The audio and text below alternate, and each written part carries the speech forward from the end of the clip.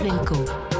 Votre matinale info sur Europe 1. Les cartes blanches à Mathieu Bocoté. Bonjour Mathieu. Bonjour. Vous souhaitez revenir ce matin sur cette scène de campagne vue hier. Emmanuel Macron s'entretenant à Strasbourg avec une femme voilée qui se dit féministe. Et le candidat Macron en profite pour rappeler que Marine Le Pen souhaiterait, elle, interdire le voile dans la rue. Oui, car la scène était parlante. Je le disais hier, la question identitaire est plutôt absente de ce deuxième tour, alors qu'elle travaille le pays dans ses profondeurs.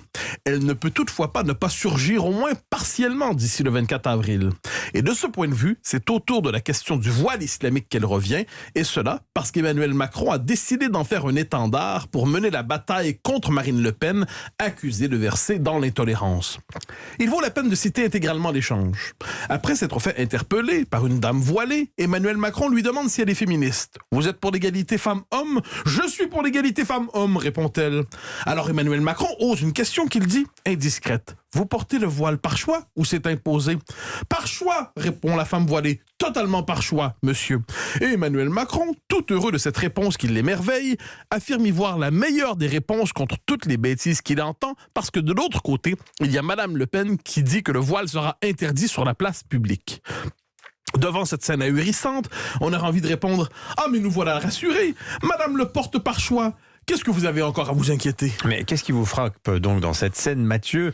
Une femme musulmane ne peut-elle pas porter le voile par choix? Ah, mais absolument, je n'en ai aucun doute. Mais vraiment aucun doute. Ce n'est toutefois pas en posant le problème ainsi qu'on comprendra adéquatement la signification politique du voile en Occident. Il ne s'agit pas de savoir si telle ou telle femme porte le voile par choix. Il va de soi que plusieurs le font volontairement. Il s'agit de savoir quelle est la signification objective du voile à notre époque, au-delà de la subjectivité des uns et des autres. Et ainsi posée, la réponse est claire. Depuis quelques décennies, le voile est le symbole d'un islamisme conquérant qui cherche à visibiliser de manière maximale la présence de l'islam dans l'espace public, et cela plus encore dans les sociétés où il s'installe de manière abrupte et conquérante à travers l'immigration massive. À travers lui, l'islamisme affirme son emprise sur l'islam. Politiquement, le voile est l'autre nom d'une déclaration d'inappartenance à la France et de ségrégation entre les sexes. Et qu'on ne se trompe pas. La normalisation du voile à travers la rhétorique du droit à la différence et du multiculturalisme n'est qu'une étape dans la colonisation de l'espace public par l'islamisme. Selon les pays, il s'accompagne de l'halalisation progressive par l'alimentation, de la multiplication des prières de rue, des revendications pour permettre le port des signes religieux à l'école, dans la fonction publique ou ailleurs.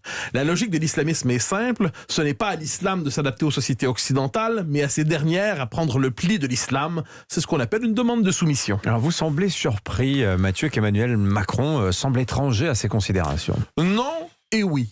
Non, car Emmanuel Macron demeure l'homme qui a déjà affirmé qu'il n'y a pas de culture française et qui fut autrefois un défenseur de ce concept approximatif qu'est la laïcité ouverte. On dit qu'il a évolué, comme en témoigne la loi sur le séparatisme, aussi incomplète soit-elle, et je ne doute pas de cette évolution. Emmanuel Macron a d'ailleurs bénéficié du ralliement du printemps républicain. On aimerait croire que ce dernier l'a rallié justement pour éviter de telles dérives. Une tendance de gauche très qui insiste beaucoup sur la gauche laïcité, républicaine, exactement.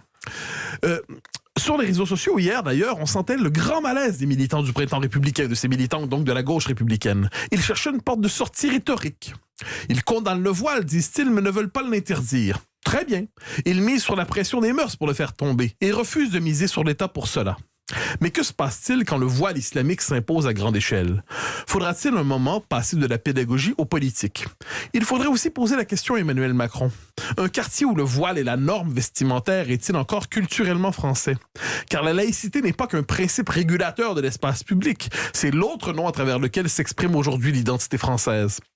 Soyons honnêtes, on peut voir aussi dans la déclaration d'Emmanuel Macron une manœuvre électoraliste. Pour être réélu, Emmanuel Macron a besoin des électeurs de la France insoumise. Il ne s'imagine probablement pas en position de convaincre ceux qu'on associe à la gauche souverainiste. Lesquels viser alors? Les électeurs musulmans qui ont soutenu à hauteur de 69% Jean-Luc Mélenchon. C'est la stratégie du vote communautariste. Il faut donc leur envoyer des signaux en rappelant que Marine Le Pen veut interdire le voile dans l'espace public et que lui condamne cela.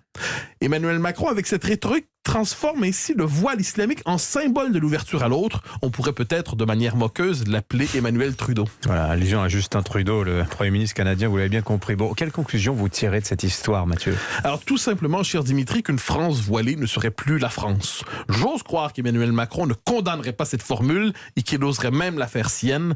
Et si tel est le cas, il serait bien qu'il le dise. Voilà, si vous parlez de Justin Trudeau, c'est parce qu'il a une ministre qui parlait de nos amis les talibans il y a quelques mois. Oui, nos frères les talibans, et qui considèrent que le niqab est un symbole de l'ouverture à l'autre au cœur de l'identité canadienne. Voilà pourquoi je dis moqueusement, Emmanuel Macron ne dit pas cela, mais quand même une forme de complaisance pour le voile comme symbole d'ouverture à l'autre. C'est la marque distinctive du Canada. Merci Mathieu Bocoté.